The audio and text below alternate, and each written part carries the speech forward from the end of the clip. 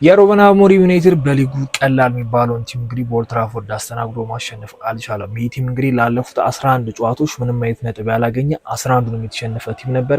በኦልድ ትራፎርድ ደካማ የሚባል እንቅስቃሴ አሳይቶ እንግዲህ አቻ መለየት ችሏል። ቤንጃሚን ሴስኮ ምን አይነት ጎሎች ነው ሊያስቆጥር የሚችለው? ያባካናቸው ኳሶች ዩናይትድን ሊያሸንፍ ወይ ደግሞ 3 ነጥብ ሊያስገኝ የሚችሉ ኳሶች ናቸው። የማቲያስ ኩኛ ነገር አሁንም ማሳሳቢ ነው። ልጁ ኳሶችን መልቀቅ አይወድም። በዛ ላይ ፐርፎርማንሱ ወጥ አይደለም እና የሩበን አሞሪም የጨዋታ ውሳኔ የተጫዋቾች ቦታ ውሳኔ አሁንም ማጠራጣሪ ነው። ባለፈው በኒካስትሉ ጨዋታ ኮከብ ሆኖ ያመሸውን ዶርጉ አሁን ደግሞ ከቀኝ አንስተው ወደ ግራ ወስደውታል። ይህ ራሱ ለጨዋታው ላይ ትልቅ ለውጥ የፈጠረ ነበር። እስቲ ስለ ጨዋታው የተወሰነ ነገር እናንሳ። ስለ ሩበን አሞሪም በደንብ እናወራለን። ለዚህ ቻናል ግን አዲስ ከሆኑ ሰብስክራይብ ማድረግ እንዳይረሳ። ወደ ቪዲዮ እንሂድ።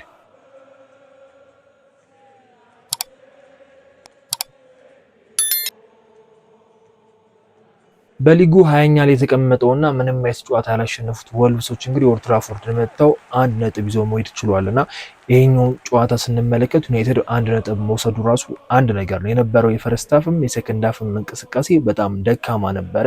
ሩበን አሞሪም የባለፈውን የኒካስትል ጨዋታ ላይ የወልቭስን ጨዋታ በቀላሉ መንገድ ላይ ያሸንፉ ይችላሉ፣ ግን ደግሞ ወልቭስ ተከታታይ ጨዋታዎችን ስለተሸነፈ ትንሽ መነቃቃት ሊኖራቸው የሚችል ስጋት ነበረ። ያን ነገር በተወሰነው መልኩ ልናይ ሞክረናል። ግን ደግሞ የሩበን አሞሪም የሚያጫወት መንገድም ይህን ነገር ለወልቭሶች እድል ሰጥቷቸዋል ብዬ አስባለሁ። ፓትሪክ ዶርጉን ስንመለከተው የነበረው አሰላለፍ እንግዲህ ከነ ኩኛ ጋር ነበር አንድ ላይ የተሰለፈው። እነ ዝርክዚም አንድ ላይ ሶስቱ ነበር የተሰለፉትና ያን ነገር አልተመለከትነውም። አምጥቶ ወደ ግራ ከሉክሾ ፊት ለፊት ነበር ያደረገውና ከዳሎ ፊት ለፊት ሆኖ በኒካስትሉ ጨዋታ ላይ እንዴት ፐርፎርም እንዳደረገ ጎልም ማስቆጠር እንደቻለ ተመልክተናልና ያንን ተጫዋች በቀናት ልዩነት ውስጥ ቦታ መቀየርና ልጁ ሻይን እንዲያደርግ ልጁ በድጋሚ እንዳያንጸባርቅ ማለት በጣም ምን አይነት ውሳኔ እንደሆነ የሩበን አሞሪም ውሳኔ ምንም የማይገባኝ ነገር ነውና የቀኙ ሳይዳችንን ደከመ። ከቀኙ ሳይድ የሚነሳ ምንም ነገር አልነበረም። ጠቅላላ የነበረው ከፈርስት ሃፍም ከሰከንድ ሃፍም ጨዋታው በግራና በግራ ሳይድ ነበረ። ማቲያስ ኩኛ ኦልሞስት ጠፍቶ ነበረ። ኳሱም ሲገኝ ከዳኛ ጋር ሰጣ ገባው በስቷል። እንደውም ማቲያስ ኩኛ ከበረኞች ጋር ወልቭስ ተከላካይ ካረገው እንትን ግንኙነት ይልቅ ከዳኛ ጋር የነበረው ነገር ሁላችን ማመን ውስጥ የቀረ ነገር ነው ብዬ ማስበውና ኩኛ ተረጋጋሚ ኳሶችን በቶሎ አይለቅም፣ ኳሶችን በቶሎ ይመታል፣ አላስፈላጊ ሹቶች ያበዛል የሚለው ነገር እኔ ተረጋጋሚ ሳነሰው የነበረው ነገር ነው። በዚህኛው በወልቭስ ጨዋታ ደግሞ አቻ እንደሚሆን ቲም 3 ነጥብ ማግኘት እንደነበረበት ቲም እንደ ኩኛ የሚያናደ ተጫዋች አልነበረም። ኩኛና ሲስኮን በሁለቱ በዚህ ጨዋታ ላይ አለመውቀስ በጣም ከባድ ነበር። ሲስኮ ምን አይነት ኳሶች ነው ሊያስቆጥር የሚችለው? ካስሜሮ የሚገርም ቺፕ ሰጥቶት ነበር። የመጨረሻ የዶርጉን ኳስ ኦፍሳይድ የተባለው ዶርጉ ያስቆጠራቱን ኳስ እሱ ማስቆጠር የሚችለውን ኳስ ነበረ በረኛው ተፍቶ ዶርጉ አስቆጥሩት፣ ግን ኦፍሳይድ የነበረውና ሲስኮ በእነዚህ አጋጣሚዎች ጎል ማያስቆጥር ከሆነ ራሱን ኮንፊደንስ መመለስ ማይችል ከሆነ ዩናይትድ አሁንም የዘጠኝ ቁጥር ችግር እንዳለበት እናውቃለን። ምንም እንኳን ዝርክዚ በፈርስት ሃፍ ጎል አስቆጥሮ ቢወጣ የዝርክዚ እንቅስቃሴ ጥሩ አልነበረ። በጣም ግልጽ ነበር። ጨዋታውን ላየው እንደው ዝርክዚ ጎል ስላስቆጠረ ምናልባት ጎል አስቆጥሮ ነበረ ሩበን አሞሪም ለምን ቀየሩትና ልንል እንችላለን እንጂ ጎል ከማስቆጠሩ ውጪ ምንም የጠቀመን ነገር የለም። ፕላስ ደግሞ የተቆጠረችውን ጎል ከራሱ ከዝርክዚ የተነሳች ነው እሱ ነው አሲስት ያደረገላቸውና ሁለቱም ናቸው በዚህ ሰዓት ላይ እያገለገሉ የማይገኙት። ሴስኮም ጥሩ ሊንቀሳቀስ ይችላል፣ ግን ደግሞ ኳሱ እግሩ ላይ ቆይም ድሪብል ማድረግ አይችልም። በቀላሉ ነው የሚቀመው። ጎል የሚሆኑ ኳሶች ጎል አይሆንም። ያንን ቴስታ እንዴት ነው ሊስት የሚችለው ብዬ አሁንም ጥያቄ እየሆነብኝ ነውና የአየር ኳሶች ላይ አሪፍ መሆን አለበት። ረጅም ነው እንደዚህ የቴስታ ኳሶች መጠቀም ግዴታው ነው። አንግል የመለሰበትን ኳስ የምናስተዋውሰው ነው። ጥሩ ጥሩ የሚባል እንቅስቃሴዎች አሉት፣ ግን ቡድን እየተመራ እንደዚህ አይነት ኳሶችን ማዋቀን ተገቢ ነው ብዬ አላስብም እና ማቲያስ ኩኛ የባለፈውን የኒካስትልን እንቅስቃሴ አይተነዋል። ምን ያህል ሲለፋ እንደነበረ ስንት ቦታ ሲረግጥ እንደነበረ አይተነዋል። ዛሬ ግን በወልቭስ ጨዋታ ላይ አላየነው። በቃ በጣም ደካማው ተጫዋች በቲም ውስጥ እሱ ነበርና ምን አይነት መጥፎ እንቅስቃሴ እንደተመለከትን አይተናል። ሩበን አሞሪም የአጫወት ስታይላቸውን ቀይረዋል። በቃ የሚያስታውቅ ነገር ነው። ከ3-4-3 በአንድ ወደ 4-3 መጥተዋል። ያን ነገር ቀድመንም ሰምተነው ነበር። ከበርንማውዝ ጨዋታ ላይ እንደሚተገብሩት አውቀን ነበር። የተወሰነ ተግብረውታል። ከዛ በኋላ ያሉት ጨዋታዎችን በቃ በአራት ተከላካይ እየቀጠሉ ነው። ፊት ለፊት ላይ ያለው ነገር ሊገመት የሚችል ነገር ነበረ። የኒውካስትሉ ጨዋታ ላይ ይሰራልን ከ3-4 ቀን በፊት ክሊንሺት ጠብቀ ያሸነፍክበትን ቲም መልሰ መድገም እንዴት ነው የሚያቀተው? አንድ ተጫዋች ነው በዛ ጨዋታ ላይ የጎደለው፣ እሱም ማውንት ነው። ሜሰን ማውንት የለም። ስለዚህ ዝርክዚ ማስገባት ተገቢ ነበር። በዝርክዚ ተጫወተ፣ ዝርክዚ ጎል አስቆጠረለት። ግን ደግሞ ፓትሪክ ዶርጉን እንዴት ነው ከቀኝ ወደ ግራ መውሰድ ማለት አሁንም እየገባኝ አይደለም። በቃ ባላንስድ የሆነ የማጥቃት ሂደት የነበረን በኒውካስትሉ ጨዋታ ነበረ። ኩኛ በቀኙ በኩል በጣም እየፈጠነ ነበር፣ ሉክሾም እየወጣ ያጠቃል። በዚህ በኩል ዶርጉም እየሄደ ነበር። ከዳሎ ጋር የሚገርም ተግባቦት ነበራቸው። ይህንን ጥምረት አፍርሶ ሌላ ነገር መፍጠር ማለት እንደ ሩበን አሞሪም አድካሚ አሰልጣኝ ያለ አይመስለኝም። እኔ ቶፕ ፎር የሚፈልገውም አይመስለኝም። ቼልሲ ከበርነሞዝ ጋር አቻ ተለይቷል። ዩናይትድ ይህንን ጨዋታ አሸንፎ ቢሆን ኖሮ ሊቨርፑል እስከሚጫወት ድረስ 4ኛ ደረጃ ላይ ይቀመጥ ነበር። ከዚህ በላይ የሚገርም እድል ያገኝበት የሚችልበት ቻንስ የለም። ይህ ሰውዬ ተደጋጋሚ ቶፕ ፎር ይደርሰዋል፣ ግን አይፈልግም። ዋነኛ እቅዳቸው ሻምፒዮንስ ሊግ ነው። ቻምፒዮንስ ሊግ የሆነ ቲም እቅዱ ላይ ያለው እንደዚህ 20ኛ ላይ የተቀመጠ ቲም 3 ነጥብ ማያሳካ ቲም 3 ነጥብ በቀላሉ የምትወስድበትን ክለብ እንዴት ነው በዚህ መልኩ የምትጫወቱት? ታዳጊዎቹ ምንም ሊፈጥሩ እንደማይችሉ እናውቃለን። እነሱ ላይ ለመፍረድም ከባድ ነው። ታዳጊዎች ናቸው፣ ገና ነው። ሊጉ ከባድ ነው። የመጀመሪያ ታይም ላይ እንደዚህ ጨዋታዎች ፍሌቸር ገብቶ ምንም እንዳላረገ እናውቃለን። ዝርክዚን የተወሰነ እስከ 60 እስከ 70 ቢያጫውቱ የተሻለ ነበር ብዬ ነው የማስበው። ከረፍት በአንዱ ከመቀየር የተወሰነ ጌሙን አንብቦ ቢቀየር የተሻለ ነበር። ከረፍት በኋላ ምን ሊፈጠር እንደሚችል አናውቅም ነበርና ወዲያው ለመቀየር ወሰነ። ውሳኔዎቹ ምንም የማይገባኝ ነበር። ሄቨንን አስወጣ፣ ሌኒሮን አስገባ። እሺ ሌኒሮ ምናልባት ወደ ፊት ለፊት ስለሚሄድ ለዛ ነው ብለን እናስብ። ግን ከዛ ይልቅ ቺዶን አስገብቶ በሶስት ተከላካይ በዛ ሰዓት መጫወት በጣም የተሻለ ነገር ነበር። ለወልቭስ 4 ተከላካይ ይዞ መጫወት ማለት በጣም አድካሚ ነበር። አንድ ጥሩ ጎን ያየሁት የማኑኤል ጋርቴ እንቅስቃሴ ነበር። ማኑኤል ጋርቴ ፈርስታፍም ሰከንዳፍም ጥሩ የተንቀሳቀሰ ነበር።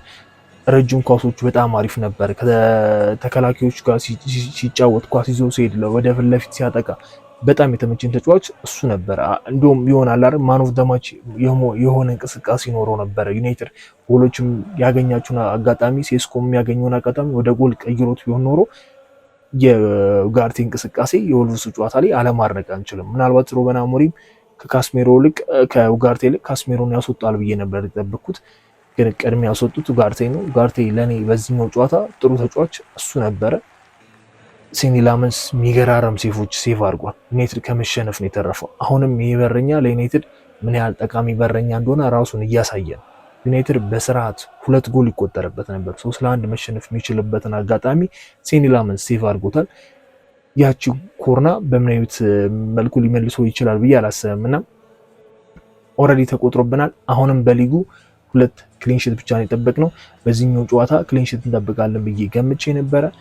የገመትነው ነገር አልሆነም። የኒውካስትሉ ጨዋታ ላይ እንደዛ ተጫወተ፣ የወልቭስ ጨዋታ ላይ ደግሞ እንደዚህ ተጫወተ። ቀላሉን ጨዋታ እንግዲህ ሚስ አድርገናል ብዬ አስባለሁ እና ሩበን አሞሪም ይህንን ቲም የተደርሱታል። ሩበን አሞሪም በእንደዚህ የታጫወት እስከ መች ነው የሚዘልቁት የሚለው ነገር ራሱ በጣም አሳሳቢ ነው። ዋይኖ በዚህ ቲም ውስጥ ብሬን ምቤሞ የለም፣ አማድ የለም፣ ብሩኖ የለም፣ ማውንት የለም፣ እነ ሃሪ ማጉዌር ዴሊክስ ምናምን የሉም እና ግን ይሄኛው የወልቭሱ ጨዋታ በዚሁ ቲም ዩናይትድ ማሸነፍ የሚችለው ነበር። አንድ ቦታ ነው በቃ የቀየረው ሰውየው አንድን ተጫዋች ከቀኝ ወደ ግራ ያመጣ። እሱ ትልቅ ስህተት ሰርቷል ብዬ አስባለሁ። የመሃል ሜዳ ብልጫ ነበራቸው ብዬ መናገር እችላለሁ። ካስሜሮ የወልቭሱ ጨዋታ ላይ ጥሩ ተንቀሳቅሷል ለማለት ይከብደኛል። ማኑኤል ጋርቴ ጥሩ ተንቀሳቅሷል። የካስሜሮ እንቅስቃሴ ግን ደካማ ነበር። ምንም ማድረግ አይችልም። ሩበን አሞሪም በቀያሪ በኩል ምንም ማድረግ አይችልም። ግን ሜዳው ላይ የነበሩትን ተጫዋቾች ቢያንስ ማስተካከል የሚችልበት አጋጣሚ ነበር። ቤንጃሚን ሴስኮ ከቶተናሙ ጨዋታ በኋላ ተጎድቶበት ከወጣው በኋላ ይሄኛው የወልቭሱ ጨዋታ ሌላ 3 ነጥብ እንድናባክን ያደረገን ተጫዋች ነው ብዬ መናገር እችላለሁና ይህ ተጫዋች ጎል ካስቆጠረ በጣም ቆይቷል። ከጉዳት ስለተመለሰ ነው። ቲሙም የሆነ ወጥ የሆነ አቋም የለውም። አሁን ላይ የሆነ መረጋጋት ያስፈልጓል እያለን ነበር። ግን በእንደዚህ አይነት ጨዋታዎች እንደዚህ ግልጽ የሆኑ እድሎች እያገኘ ደግሞ ጎል ማስቆጠር ማይችል ከሆነ ለሴስኮ በጣም ከበድ የሚል ይመስለኛል። ራስመስ ራሱ እንደዚህ አይነት እድሎችን አላገኘም። ራስመስ እንዲሁ ሲሽከረከር ውሎ ይወጣል እንጂ እንደዚህ አይነት ግልጽ የሆኑ ኳሶች ሲያባክናል እኔ ተመልክቼው አላውቅምና የሴስኮ ነገር ጥያቄ ምልክት ውስጥ ነው። የኩኛ ነገር አሁንም ደጋግሜ የሚለው ነገር ከዳኛ ጋር ራሱ ሲገባ የነበረው ሰጣ ገባ ሌላ ታሪክ ነው። ግን ኳሱን ለቆት ለምን ቶሎ እየለቀቀ ቶሎ ኳስ ተቀብሎ አንዳንድ ተጫውቶ ወደ ጎል ለመሄድ እንደማይፈልግ አላቅም። እግሩ ላይ ያቆያል፣ ፊዚካሊ ይቀማል፣ ይነኩበታል፣ ይነጫነጫል። ምንም ትርፍ የሌለው ክሮሶች ናቸው የኮርና ኳሶቹ። ለሚሻማው ሰው ከሚደርሱ ይልቅ በረኛ ላይ ለማስቆጠር የሚሞክረው ኳስ ይበልጣል። እኛ ላይ ወልቭስ እያለ ሜትር ሊያስቆጠራትን ያችን የኮርና ኳስ ታስታውሱታላችሁና ተመሳሳይ አይነት ነገር ነው እየሞከረ ያለው። ያንን በቃ ሁሌ ሊሳካል አይችልም። የኮርና ኳስ ለተከላካዮቹ ለአጥቂዎቹ መቶ ነው ያለበት እና እንዲሻማ ማድረግ አለበት ብዬ አስባለሁ። የኮርና አጠቃቀማችን ራሱ ሌላኛው ችግር ነው። ፈርስት ሃፍ ላይ ጌሙን ኮንትሮል አድርገን ጎል አስቆጥረን ማሸነፍ የምንችለው ነበር። ሰከንድ ሃፍ ግን የሩበን አሞሪም ቅያሪ ምንም አያሳምንም ነበር። ጭራሽ ከመሸነፍ ነው የተረፍነው ብዬ መናገር እችላለሁ። ባለቀ ሰዓትም ቢሆን ጎል አስቆጥረን ነበር፣ ግን የዶርጉ አቋቋም ኦፍሳይድ ፖዚሽን ውስጥ ከቶት ነበረ። ያቺ ጎል ተሻረች። ዩናይትድ 3 ነጥብ ከማግኘት እና አራተኛ ደረጃ ላይ ከመቀመጥ ቢያንስ ለአንድ ቀን እንኳን አራተኛ ላይ ተቀምጦ ጥሩ መነቃቃት ይፈጥርበት ነበር ብዬ አስባለሁና ያን ነገር ማድረግ አልቻሉም። ሩበን አሞሪም ጥያቄ ምልክት ውስጥ ያለ አሰልጣኝ ነው። በዚህ አሰልጣኝ እምነት ነበረኝ፣ ግን በራሱ እጅ ነው ሁሉን ነገር የሚያባክነው በራሱ እጅ ነው። በቃ የተሻለ ቲም እየገጠመው ወይ ደግሞ ከሱ የተሻለ ቲሞች አግኝተውት አሳምነው እያሸነፉት አይደለም። ራሱ የሚወስነው ውሳኔ ነው ገደል የሚይዙት የሚከተውና የዶርጉን ፐርፎርማንስ ኒካስትል ላይ ላየ ወልቭስ ላይ እንደዛ ያጫውቷል ብሎ ማንንም ጠይቆ አይገመትም። እና ሩበን አሞሪም ድጋሚ ዋጋ አስከፍለውናል። ሴስኮ ኩኛ ዋጋ አስከፍለውናል። ቀጣይ ጌም ከፊት ለፊታችን አለ። መች ነው ቶፕ ፎሩ ላይ ቁጭ የምንለው የሚለው ነገር ራሱ አሳሳቢ ነውና እንደ ዩናይትድ ደጋፊ በዚህ ሰዓት ላይ በዚህ ቲም እርግጠኛ መሆን ከባድ ነው። እርግጠኛ የምንሆንበት ጊዜ ይመጣል ብዬ ተስፋ አደርጋለሁ። እና እስቲ ተጫዋቾቻችን ከጉዳት ሲመለሱ ነብሩ ነው ገና ይቆያሉ። ማውንት ምን ያህል እንደሚቆይ አይታወቅም። እነሚኑ ምን ያህል ይቆያሉ አይታወቅም። የአፍሪካ ዋንጫው ጣጣም አለ። እዛ ጋም ጥሩ ፐርፎርም እያደረጉ ነው። ሀገሮቻቸው ብዙ ርቀት የሚሄዱ ይመስላልና ሩበን አሞሪም በዚህ ቲም እስኬት ድረስ ይደርሳል፣ ስንተኛ ደረጃ ላይ ይቀመጣል የሚለውም ነገር አሳሳቢ ነው። የወልቭሱ ጨዋታ ግን የአመቱ መጨረሻ ላይ የሚቆጨን ይመስለኛል። እቺ 2 ነጥብ ወይ ሻምፒዮንስ ሊግ ቦታ ተሰጠናለች ወይ የሆነ ነገር ተሳጠናለች እና ከባድ የሆነ 3 ነጥብ ነው የሚያደርግ ነው። እስቲ አዳዲስ ነገሮች ሲሰሙ ሼር እንደራረጋለን። ለዚህ ቻናል አዲስ ሆኖ ሰብስክራይብ ሳያደርጉ ካዩ ሰብስክራይብ ማድረግ እንዳይረሳ።